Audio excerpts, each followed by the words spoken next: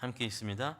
맹인과 저는 자들이 성전에서 예수께 나오매 고쳐 주시니. 아멘. 네, 예배 가운데 나오신 우리 성도님들 환영하고 축복합니다. 우리 앞뒤좌우로 한번 인사하시죠. 잘 오셨습니다. 반갑습니다. 네, 반갑습니다. 네, 반갑습니다. 네, 이제 저희가 사복음서를 계속 읽어왔어요. 또 혹시 궁금해하실까 싶어서 간단히 좀 말씀을 드리고 싶은데요.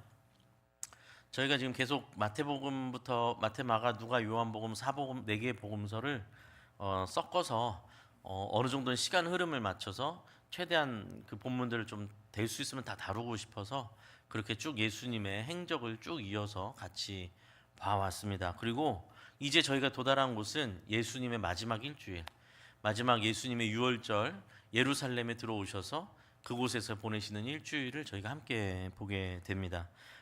그리고 이제 올 아마도 연말까지 아마 이 사복음서 이야기, 예수님의 십자가 사건과 부활하신 예수님의 이야기가 아마도 마무리될 거고, 그 뒤로 이어지는 것은 이 땅에 남은 제자들, 이 제자들이 이제 사도로 변하죠. 사도가 되어서 복음을 전하는, 그래서 교회들이 막 세워지는 이야기들이 사도행전의 이야기거든요. 그래서 이제 복음서 뒤에 보면 사도행전이 나오는데, 아마 요 저희가 사복음서를 다 보게 되면 그 다음엔 사도행전 말씀 함께 보게 될 거예요.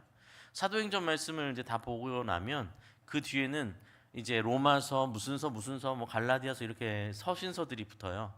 그 이야기들을 아마 이어서 계속 보게 될 겁니다. 그러니까 저희가 지금 좀 천천히 가고 있기는 하지만 신약 성경의 책들을 체계적으로, 최대한 체계적으로 계속 읽어 나간다고 이해하시면 좋을 것 같습니다. 자, 이제 오늘 저희 본문으로 돌아오자면 예수님께서 마지막 유월절에 예루살렘에 올라오신 이야기라고 했죠. 그리고 성전에 들어가셔서 오늘 12절에 기록된 대로 성전 안에서 매매하는 모든 사람들을 내쫓으시며 돈 바꾸는 사람들의 상과 비둘기 파는 사람들의 의자를 둘러 엎으셨다고 표현하고 있습니다. 그죠? 굉장히 뭐랄까요? 파격적이죠. 과격하죠. 그죠? 다 장사하는 사람들의 상을 뒤엎고 거기 있는 사람들 다 밖으로 쫓아내시고 하는 장면이에요. 그런데 이제 기억해 보시면 설교를 쭉 계속 들어오신 분이라면 기억나실 텐데, 예수님께서 처음 이 사역을 시작하신 첫 해에도 이 똑같은 사건이 한 번 있었습니다. 요한복음 2장에 예수님께서 첫 번째 유월절에, 예수님께서 사역을 시작하신 첫 번째 유월절에 마찬가지로 예루살렘에 오셔서 성전에 들어가셔서 성전에 있던 장사하는 사람들을 다 밖으로 쫓아내셨던 사건이 요한복음 2장에 있습니다. 그리고 그때 예수님께서 말씀하시기를 이것을 여기서 다 가져가라, 내 아버지의 집으로 장사하는 집으로 만들지 말아라 하면서 예수님께서 분노하시면서 그 상을 다 뒤엎으셨던 사건이 있었습니다. 그리고 이제 오늘 읽은 이 본문은 예수님께 있어서는 세 번째 이 예수님의 사역으로 치냐면 그때부터 2년이 더 지나서 예수님 마지막 3년 차 되는 유월절입니다. 세 번째 이제 유월절이 된 거죠. 그때 성전의 예루살렘의 유월절을 맞이해서 또 마찬가지로 예루살렘에 오셨고 성전에 오셨는데 똑같이 장사하는 사람들 다 내쫓으셨고 상을 뒤엎으시고 말씀하신 장면이 오늘 본문에 나오는 마태복음 21장 13절 말씀입니다. 저희가 그 13절 말씀, 예수님의 말씀 함께 한번 읽어볼까요? 13절 시작. 그들에게 이르시되 기록된 바 내 집은 기도하는 집이라 일컬음을 받으리라 하였거늘 너희는 강도의 소굴을 만드는도다 하시니라 라고 예수님께서 말씀하셨어요. 이 사건은요, 성전을 깨끗하게 하신다라고 해가지고 이 사건 자체를 저희가 보통 명할 때는 성전 정화 사건이라고 표현합니다. 성전을 정화시켰다라는 거죠. 근데 기본적으로 예수님께서 첫 번째 유월절, 예수님의 사역의 첫 번째 유월절에 성전을 정화시키시고 또 마지막 유월절에 오셔서 성전을 또 이렇게 정화시키는 사건이 그 자체가 이제 좀 큰 의미가 있겠죠. 여기서 말하는 이 성전이라는 것은 성전 뜰 안을 말하는데요. 그 안에서 장사하는 사람은 크게 두 종류, 두 부류의 장사치들이 있었어요. 첫 번째는 돈을 환전하는 사람들이 있었습니다. 돈 환전하는 사람들. 그 성전 뜰에 돈 환전하는 사람들이 있었어요. 그 당시에 로마 화폐나 그리스 화폐에는 화폐에 우상이 그려져 있다라는 명분으로 그 받지를 않았습니다, 제사장들이. 근데 사실 이제 생각해 보면 그것이 굉장히 거룩한 명목이죠, 그렇죠? 화폐에 우상이 그려져 있다. 그러니 이걸 받을 수 없다. 그래서 로마 돈 화폐와 그리스 화폐를 받지 않고, 당시 두로 지역의 화폐는 그런 그림이 없어서 두로 지역의 화폐로 환전을 해야 받아주는 거예요.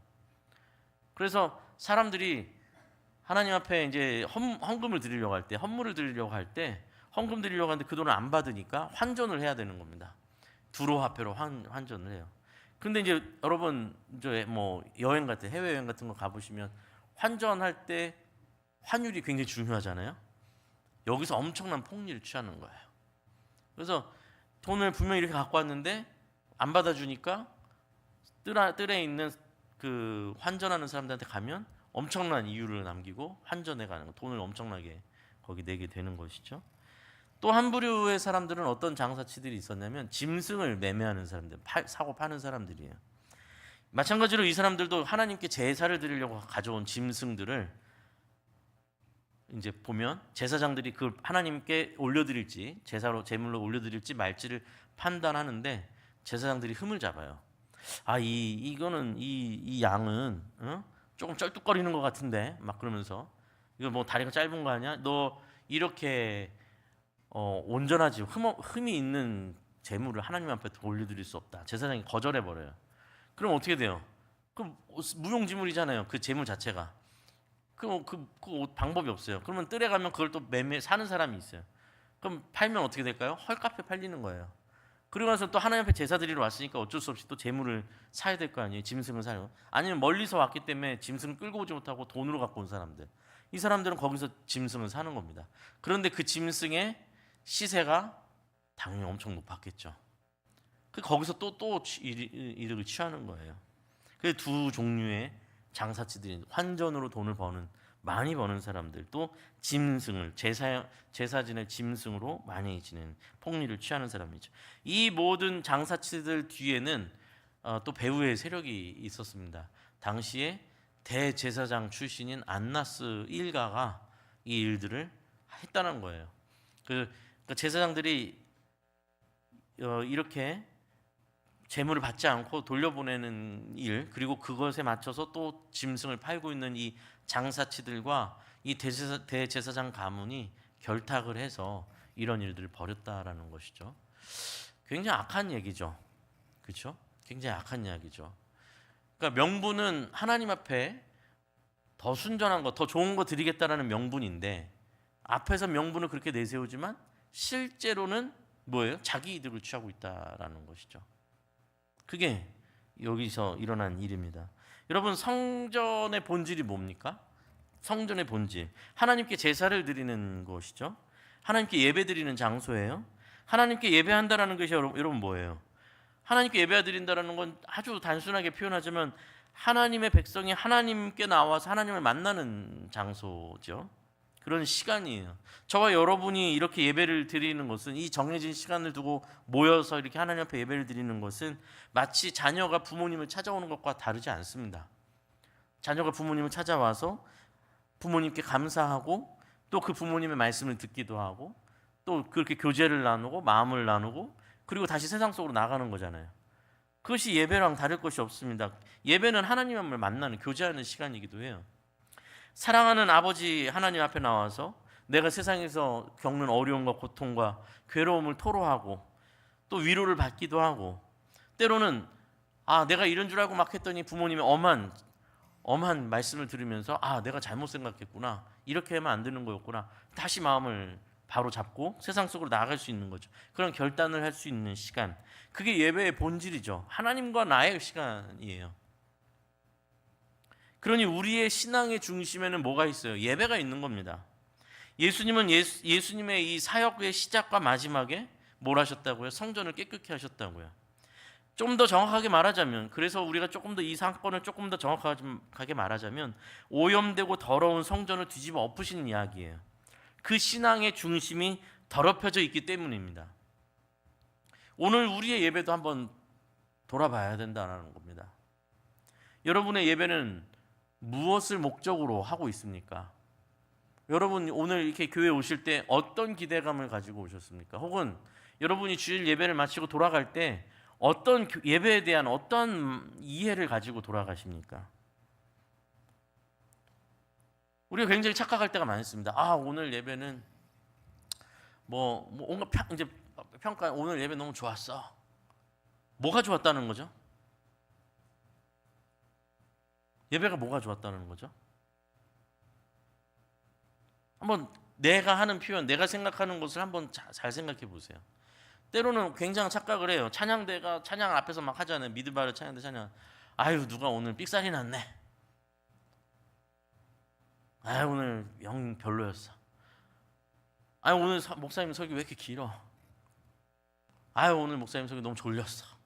아, 그 사실을 부정하는 게 아니고요. 그럴 수 있죠. 제 설교도 졸릴 수도 있고. 그 사실을 부정하는 게 아니라 그걸 예배로 드리는 여러분의 마음에는 그렇기 때문에 내가 하나님과의 관계가 그걸 핑계 삼아서 평가하고 내가 그것을 받아들이고 말고 할 문제가 아니라는 거예요. 우리는 하나님께 예배를 드리는 시간 드리는 것이지 내 마음으로 나라는 존재를 하나님 앞에 와서 하나님 앞에 드리는 시간이기도 하고 그 하나님의 말씀을 받고 내가 나를 돌아보고 내가 누구인지를 확인하고 우리 부모님이 나의 하나님이 누구신 나의 아버지가 누구신지를 확인하고 그래서 다시 세상 속에 나가는 일이지 내가 평가를 하고 내가 판단을 하고 내가 그래서 그걸 받아들이고 말고 오늘 찬양은 은혜로웠어. 오늘 내가 좋아하는 찬양이 나왔어. 그럼 기쁜 일이긴 하지만 이거 뭐 내가 잘 모르겠더라고. 박자가 너무 어려워. 그렇기 때문에 여러분의 예배가 예배되지 않는다면 말이 안 되는 얘기예요. 하나님께 드려지는 예배죠. 이 예배를 받으시는 분은 하나님이지 우리가 아니에요. 우리를 만족시키려고 드리는 예배가 아니에요. 그렇죠? 하나님께 드려질 때 그게 우리의 만족인 거예요. 그렇죠? 이 시간을 하나님과 함께하는 미 그게 기쁨이 되는 것이고 그것이 목적이다라는 것을 여러분 잊으시면 안 됩니다. 우리가 이렇게 주일에 나와 예배드리는 것이 바로 신앙이 가장 순수하고 순전한 핵심 내용, 중심을 세우는 일이에요. 하나님과의 관계를 바로 세우는 일이고 나를 다시 세우는 일입니다. 아버지이신 하나님 앞에 나오는 일. 그래서 나를 돌아보고 내가 누구인지 그래서 아버지의 그 사랑으로 말미암아 또 나에게 일어날 힘든 하루를 견뎌내는 그것을 우리 믿음으로 받고 생명으로 받고 나아가는 시간이 예배의 시간. 어떤 경우에는 마치 청구서를 가져와서 청구서를 내미는 시간으로 착각하는 분들도 있어요. 와가지고 교회 오면 막 기도하면서 하나님 일주일 동안 내가 지금 해야 될 얘기들 막 문제들 이런 거 막 다 쏟아놓고 가는 거야. 그게 나쁘다는 게 아닙니다. 아버지가 우리가 부모님 비유대로 부모님한테 오면 이런 일 있었어요 저런 일 있었어요 할 수 있죠. 힘든 일들을 하면 부모님들이 보통 다 잘 들어주시죠. 아이고 어쩌냐 힘들어서 어쩌냐 하죠. 아이고 했어요. 문 딱 닫고 나가면 그 뭐예요? 그죠? 내가 하고 아니면 해주셔야 돼요. 청구서 갖고 와서 나 이거 어려운데 청구서 계산서 내고 돌아간다면 그게 뭐가 되겠어요? 예배는 하나님과의 교제의 시간이고 하나님과의 만남의 시간인데 우리가 저와 여러분이 이 예배를 드리는 이 마음이 중심이 무엇을 바라고 있고 무엇을 목적으로 하고 있는지 한번 깊이 생각해 보시고 점검해 보셨으면 좋겠습니다. 예수님께서 그 성전을 다 치우셨을 때 인간의 욕망 이 성전으로 우리 자신을 성전으로 볼 때 우리 이 예배를 하나님께서 성전으로 받으시는 그 예배를 볼 때 우리 마음의 욕망, 인간적인 생각들, 인간적인 어떤 그런 것들이 마치 장사치처럼 작용하고 있다면 주님께서 그것을 다 씻어내는 것으로 예수님의 사역의 시작과 마지막에 이 일을 하셨다라는 것. 여러분 그것을 기억하셔야 됩니다.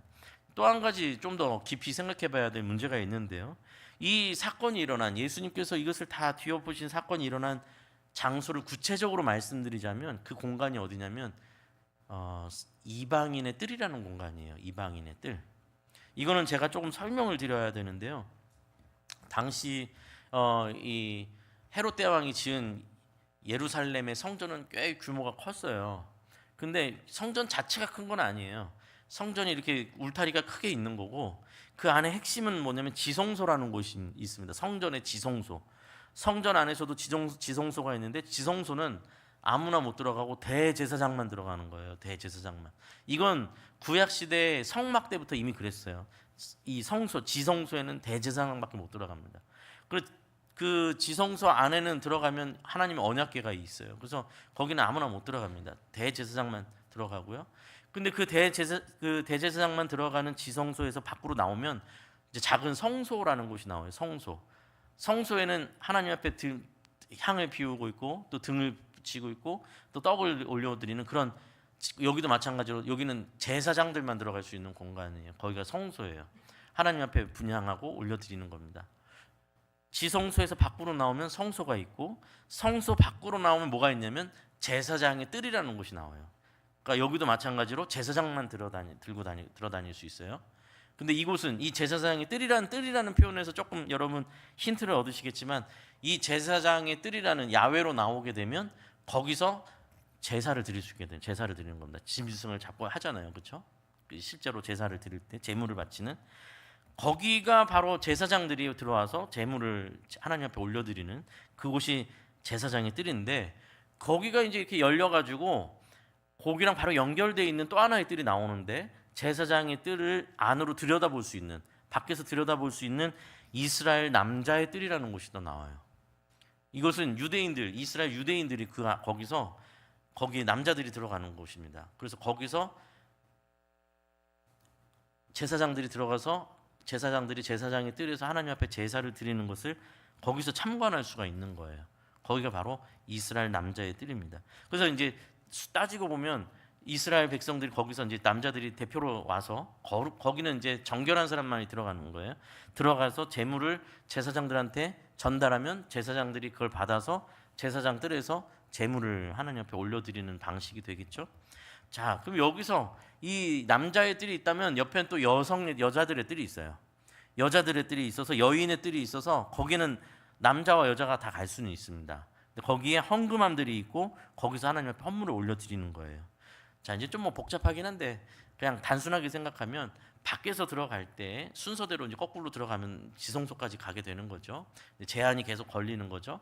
그런데 이 여인들의 뜰 밖으로 나오면 가장 큰 공간이 나와요. 이 여인들의 뜰은 하나님 앞에 헌금함이 있는 곳이라고 했죠. 60m 정도, 60m 곱하기 60m 정도 되는 크지 않은 공간의 뜰이고요. 거기서 이제 나오면 어디가 나오냐면 그때 비로소 이제 이방인의 뜰이라는 데가 나오는 거예요. 거기가 이제 마지막 장소예요. 이제 표현은 이방인의 뜰이라고 하니까 뭐 이렇게 작은 뜰같이 생각되지만 실제로는 굉장히 큰 규모의 광장 같은 곳입니다. 가로 세로 곱하기가 대략 한 300m 곱하기 300m나 되는 데예요. 굉장히 넓은 공간이죠. 300m면 굉장히 크죠. 300m 곱하기 300m나 되는 넓은 광장 같은 데가 나오는데 거기가 바로 이방인의 뜰이에요. 그러니까 실제로는 헤롯이 만든 이 성전, 헤롯이 증축한 이 성전은 성소와 지성소가 이렇게 건물로 하나 돼 있고 그 앞에 제사장의 뜰이 있고 그 앞에 이스라엘 남성들이 들어다니는 뜰이 있고 여성이 들어다니는 뜰이 있고 거기를 둘러싸고 있는 커다란 이방인의 뜰이 있다라는 거죠. 이방인의 뜰을 통해서 이렇게 들어오게 되는 거죠. 통로처럼 들어오는 거예요. 예. 뭐 사실 뭐 이런 자세한 것까지는 아실 필요는 없지만 내용을 이해하실 때 필요하기 때문에 좀 말씀드립니다. 그러면 이방인의 뜰은 도대체 뭐냐? 이방인의 뜰은 뭐냐? 말 그대로 이방인들도 출입이 가능한 공간이 바로 이방인들의 뜰이에요. 지난주에 제가 설명드렸다시피 당시 유대인들, 이스라엘 사람들의 이해는 이방인들에게는 하나님의 은혜가 속하지 않는다라는 생각을 했단 말이에요. 이스라엘 사람들에게만, 하나님의 언약 백성들에게만, 그러니까 하나님의 약속은, 하나님의 은혜는 이방인들에게는 적용되지 않는다고 생각을 했어요. 그렇지만 이방인들도 하나님 앞에 나오는 건 문제가 아니라고 생각을 했어요. 그래서 말씀드리는 것처럼 이방인들이 만약에 유대인처럼 정말 하나님의 백성이 되려면 할례를 받고 율법을 지키고 절기를 지키는 개종을 하면 유대인으로 받아주는 거예요. 그렇지만 이방인 그 자체만으로는 하나님의 언약의 백성도 아니고 하나님의 은혜의 대상이라고는 여기지 않는 겁니다. 물론 예수님께서는 사역을 하시면서 계속해서 그 부분을 깨뜨리셨어요. 실제로. 그러니까 뭐 여러 가지 사건이 있었죠. 이방인 백부장이 자기 하인을 살려달라고 찾아왔을 때 예수님께서 말씀하시는 장면 막 나오잖아요, 그렇죠? 그리고 막 같이 가다가 이 백부장이 저도 백부장인데 백부장은 사실 군 지휘관이거든요. 저도 100명을 다스리는 백부장인데 저 같은 경우도 부하한테 이래라 저래라 말 제가 명령하면 다 됩니다. 생각해 보니 예수님께서 굳이 찾아오지 않으시고 명령만 하셔도 우리 하인이 나을 것 같습니다. 그랬더니 예수님께서 놀라시면서 칭찬하시면서 그 이방인의 하인을 낫게 해주시는 장면도 나오죠. 여러 사건이 있었죠. 가나안의 수로보니게 여인의 딸, 이 가나안 이방인 여인의 딸이 귀신 들렸는데 그 여인의 딸도 고쳐주시는 장면도 나오고요. 그 여인이 막 나와서 예수님 내 딸을 살려달라고 하니까 나는 유대인인데 왜 네가 나한테 이걸 요구하냐 뭐 이런 장면이 나오죠. 그랬더니 내가 이방 여인이지만 뭐 도움을 요청하니까 나는 유대인들 내 자식들한테 먼저 가야지 내가 왜 걔들한테 이걸 던져주냐 음식을 던져주냐 뭐 이렇게 얘기를 하죠. 개 취급을 하는 그런 얘기를 하죠. 그래서 읽다 보면 이거 이런 말씀까지 하시냐 뭐 그때 기억나시죠? 이런 얘기했던 거. 그런데 예수님은 그 여인의 이제 믿음을 끌어내셨고 그 여인이 맞습니다. 예수님 말씀대로 주인이 아들에게 밥을 주는 것이 음식을 주는 것이 맞습니다. 그런데 생각해 보면 주인이 자녀에게 떡을 주지만 남은 음식들은 땅에 있는 개들한테도 던져주지 않습니까? 하면서 자기를 낮춘단 말이죠. 그러니 예수님께 하나님의 은혜를 구하는 그 예수님께서 그것을 보시면서 내 여인이여 네 믿음이 크도다라고 칭찬하시는 장면도 나온단 말이죠. 또 저희가 함께 봤던 우물가의 사마리아 여인하고 대화하시면서 사마리아 여인이 예배를 예루살렘에서 드려야 된다는데 우리는 어떻게 합니까? 이러니까 그렇지 않다. 예배는 여기서도 드릴 수 있다. 어디서든지 신령과 진정으로 예배 드릴 수 있는 날이 온다. 이렇게 말씀하시는 장면. 그러니까 사실 예수님은 사역하시면서 제자들에게나 주변에 있는 사람들에게 끊임없이 이방인들도 하나님의 은혜 속에 있다는 걸 계속해서 보여주셨지만 사실 유대인들은 잘 이해하지 못했고 제자들도 잘 이해하지 못했어요. 그런 상황이었던 것이죠. 그런데 예수님 지난주 저희 설교를 기억하시죠? 지난주에 예수님께서 예루살렘으로 들어오실 때 헬라인 이방인 몇 명이 예수님을 찾아오는 사건이 나왔지 않습니까? 그리고 예수님 만나 뵙기를 원했고 그러자 예수님께서는 헬라인 이방인들이 예수님을 찾아온 이 사건을 가지고 뭐라고 말씀하셨냐면 굉장히 의미 있는 사건으로 말씀하시면서 예수님 자신을 한 알의 밀로 비유하셨죠. 한 알의 밀이 죽어서 많은 열매를 맺게 될 것이다. 뭐였어요? 그 내용이 예수님이 십자가의 죽으심으로 온 열방이 온 민족이 다 구원의 대상이 되고 구원의 길이 열릴 것을 예수님께서 말씀하시는 장면이었죠. 그렇죠? 그리고 오늘 읽은 이 사건, 이 예수님께서 성전 이방인의 뜰에서 뒤엎고 그들에게 책망하시면서 하시는 말씀, 이 사건이 어디요? 이방인의 뜰에서 일어났다는 거예요. 그리고 그렇게 외치셨던 말씀이 13절 말씀이죠. 우리 13절 말씀 우리 함께 같이 읽어볼까요? 13절 시작. 그들에게 이르시되 기록된 바 내 집은 기도하는 집이라 일컬음을 받으리라 하였거늘 너희는 강도의 소굴을 만드는도다 하시니라 라고 강력하게 말씀하셨어요. 그런데 사실 예수님의 이 말씀은 구약 성경의 본문을 인용하신 말씀이에요. 두 선지자들의 말씀을 인용하신 말씀인데 한번 찾아가 보면 좋겠습니다. 첫 번째로는 이 말씀 이사야서 56장을 한번 찾아보겠습니다. 구약 성경 이사야서 56장.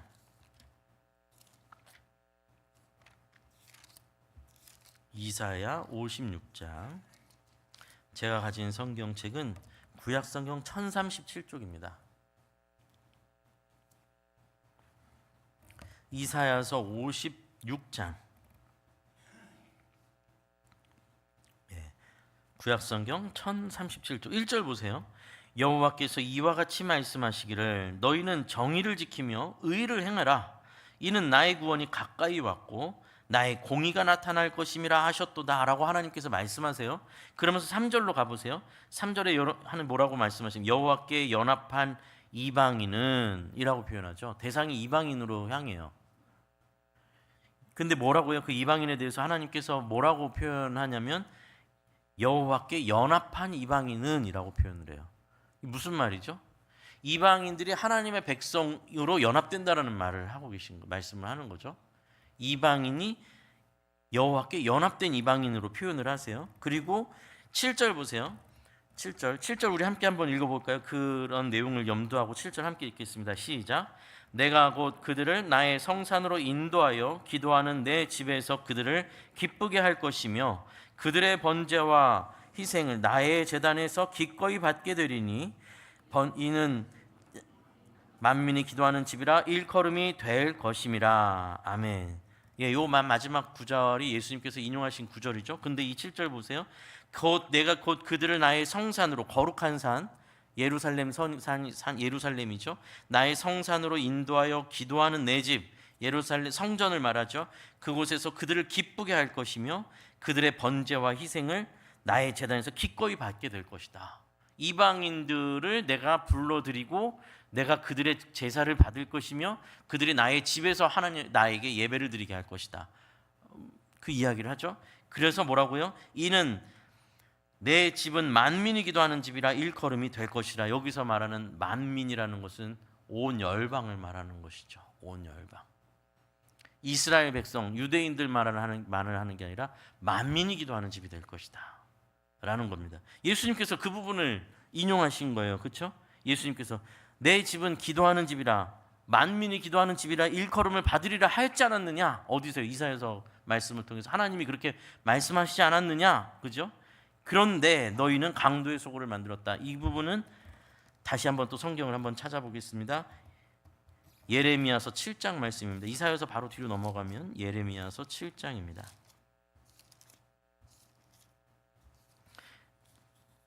네, 1061쪽입니다. 1061쪽 예레미야서 7장. 예레미야 선지자는 구약 이스라엘이 망하는 그 시점에, 마지막에 망하는 시점에 사역했던 선지자예요. 그래서 이스라엘 백성들이 끝까지 하나님께로 돌아오지 않고 하나님 말씀을 듣지 않으니까 하나님께서 결국은 구약의 이스라엘을 무너뜨리시고 완전히 망하게 하시는데, 그때 하나님 앞에 돌아오라, 회개하라 했던 예레미야 선지자, 마지막 이스라엘의 처참한 모습을 봤던 예레미야 선지자의 사역 속에서 하나님께서 하신 말씀을 7장에서 보실 수 있습니다. 7장 보시면 7장 1절 여호와께로부터 예레미야에게 말씀이 임하니라. 이르시되, 뭐라고 하나님께서 예레미야에게 말씀하셨는가? 2절 너는 여호와의 집 문에 서서 이 말을 선포하여 이르기를, 여호와께 예배하러 이 문으로 들어가는 유다 사람들아, 여호와의 말씀을 들으라 라고 시키신 거예요. 그래서 예레미야 선지자가 성전 앞에서 이 말을 선포하고 있는 거죠. 뭘 말씀하시는가? 3절 만군의 여호와 이스라엘의 하나님께서 이와 같이 말씀하시되, 너희 길과 행위를 바르게 하라. 그리하면 내가 너희로 이곳에 살게 하리라. 너희 행위와 말을 바르게 하면 내가 너희를 이곳에 이스라엘 땅에 살게 하겠다.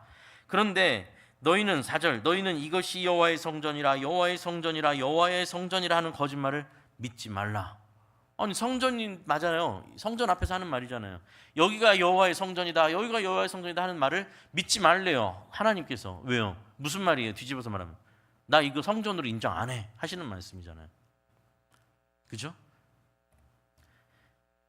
5절부터 보세요. 너희가 만일 길과 행위를 참으로 하여 이웃들 사이에 정의를 행하며 이방인과 고아와 과부를 압제하지 아니하며 무죄한 자의 피를 이곳에서 흘리지 아니하며 다른 신들 뒤를 따라 화를 자초하지 아니하면 내가 너희를 이곳에 살게 하리니 곧 너희 조상에게 영원 무궁토록 준 땅이니라. 너희가 이 일들을 행하지, 이 악을 행하지 않는다면 나는 이곳에서 너희를 영원히 살게 할 것이다. 그런데 8절 보라, 너희가 무익한 거짓말을 의존하는도다.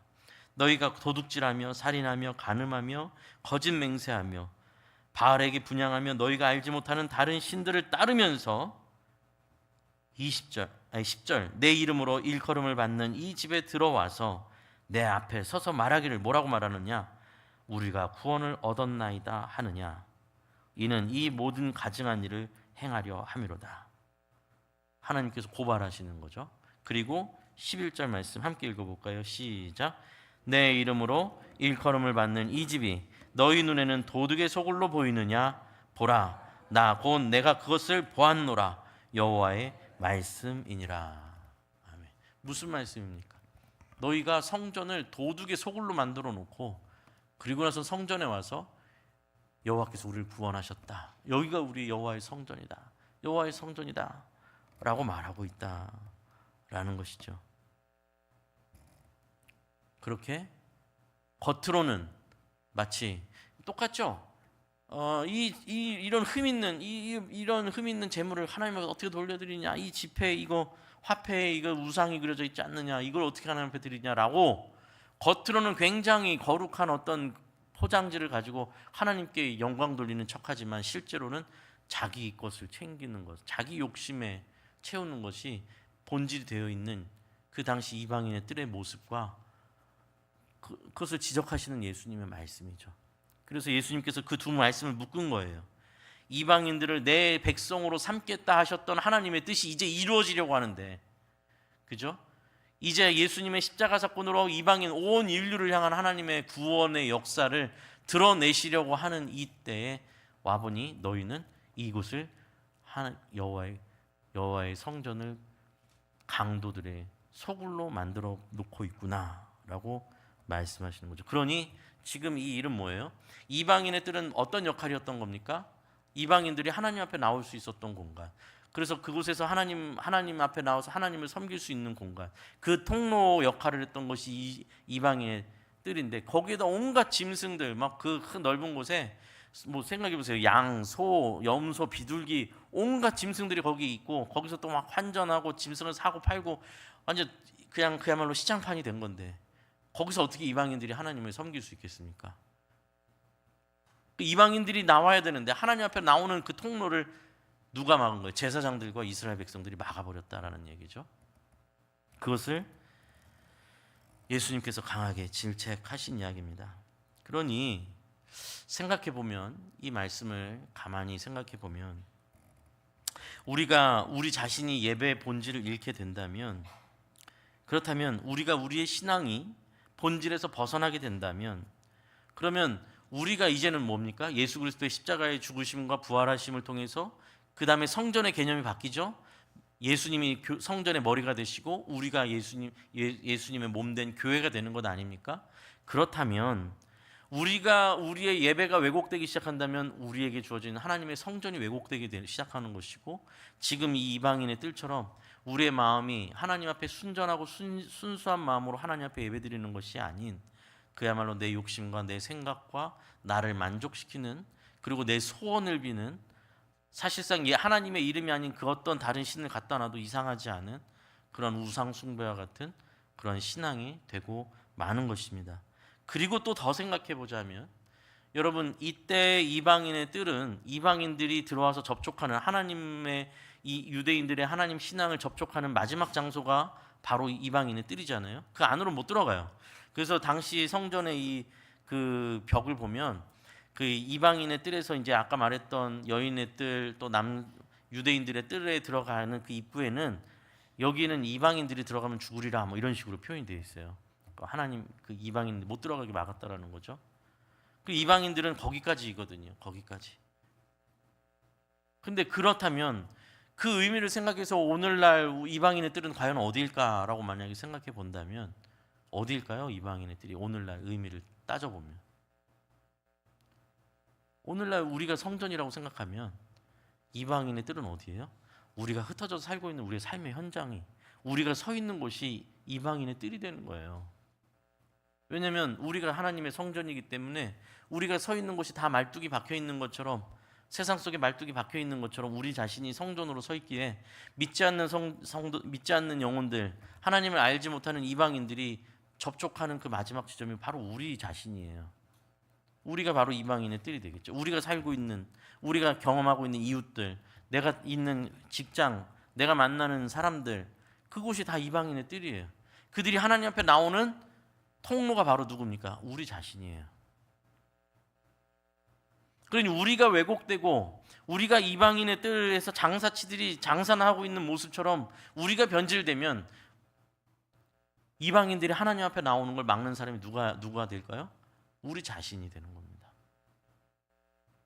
실제로 생각해 보면 오늘날에도 부흥을 노래하고 부흥을 바라고 기도하는데 이미 기독교의 부흥이 멈춘 지 오래됐죠. 뿐만 아니죠. 기독교가 무너지고 있는 걸 저희가 보고 있죠. 그런데 사실상 생각해 보면 복음을 가장 가로막는 사람들이 도대체 누굴까요? 기독교를 욕하는 사람들일 거라고 생각하십니까? 아니죠. 실제로 기독교의 부흥을 가장 막는 사람들은 바로 하나님을 믿는다면서도 하나님을 욕되게 하는 사람들이 교회를 부흥을 막고 있는 것이죠. 우리가 누구인지를 잃어서 몰라서 그런 거예요. 우리의 말 한마디, 우리의 행동, 내가 사업장에서, 내가 일하는 일터에서 나의 태도, 나의 말, 나의 이웃들과의 관계, 그것이 어딘지를 몰라서 그런 거예요. 그것이 주님께 나오는 이방인들의 통로로 우리를 그곳에 세우셨는데 우리는 거기서 싸우고 있고 거기서 전혀 하나님의 모습을 드러내지 못하고 있을 때, 그때 구원의 길이 막혀지게 되는 것이죠. 여러분, 우리의 신앙을 좀 잘 점검해 보시면 좋을 것 같습니다. 예수님께서 우리 마음을 깨끗게 하기를 원하신다라는 것, 여러분 기억하셨으면 좋겠습니다. 예수님의 사역의 시작과 마지막은 성전을 뒤집어 엎고 깨끗게 하시는 거였어요. 오늘 수많은 것들이 있겠지만 신앙생활에 수많은 요소들이 있죠. 뭐 프로그램도 있고, 뭐 같이 야유회도 가고, 뭐 봉사도 하고, 교회에 뭐 많은 일들이 있습니다만 가장 먼저 우리가 해야 될 일은 이 모든 일을 임하는 우리의 마음의 중심, 우리 마음의 신앙의 중심, 하나님을 만나는, 하나님을 대하는 우리의 마음, 예배의 본질, 우리의 신앙의 중심이 정말로 하나님을 어떤 마음으로 바라보고 있는가, 그것을 꼭 살피셔야 됩니다. 그리고 잊지 마십시오. 그 신앙은 나만을 위한 신앙이 절대로 아닙니다. 나를 보내신 곳, 나의 가족, 이웃, 내가 일하는 그곳에서 사람들은 나를 통해서 하나님 앞에 나오는 겁니다. 그러니 내가 걸림돌이 되어서는 안 되겠습니다. 오히려 안내자가 되어야겠죠. 우리를 통해서 예수 믿으면 저런 거구나, 예수 믿는 사람은 말이 다르구나, 예수 믿는 사람은 한 번 더 참는구나, 예수 믿는 사람은 거짓 폭리를 취하지 않는구나, 예수 믿는 사람은 속이지 않는구나, 예수 믿는 사람은 최선을 다하는구나, 자기한테 유익이 있건 있지 않건 맡은 바를 책임지려고 하는구나. 물음을 사실은 당해야 됩니다. 당신 왜 그렇게까지 하시오? 그때 우리는 대답을 해야겠죠. 내 인격이 그렇게 훌륭해서가 아니라 내가 이렇게 할 수 있는 이유는 내가 내 안에 계신 예수 그리스도 때문입니다. 내가 그렇게 배우고 있습니다. 아버지께 그렇게 배웁니다. 뭐 이것도 괜찮겠네요. 왜 이렇게 훌륭하세요? 어떻게 이렇게 훌륭하세요? 아버지를 잘 만나서 그렇습니다. 아버지 정말 훌륭하신 분인가 봅니다. 어디 옛날 학교 교장 선생님이라듯입니까? 아니죠. 뭐 하신 분이에요? 하나님 아버지입니다. 그게 맞는 거예요, 사실은요. 예수님께서 안타까운 마음으로 성전을 뒤엎으시면서 다 쫓으셨던 사건, 우리 기억하면서 정말로 우리 마음이 깨끗해 되고 우리의 신앙이 하나님 아버지를 사랑하고 그분에 따르는 것, 그분을 사랑하는 것, 정직하게 우리 신앙을 돌아보시고 바로잡는 저와 여러분 되시기를 간절히 소원합니다. 우리 함께 찬양으로 결단하고 기도하는 시간 갖도록 하겠습니다. 주 앞에 나와 함께 찬양합니다. 다 함께 일어서서 찬양하고 기도하겠습니다.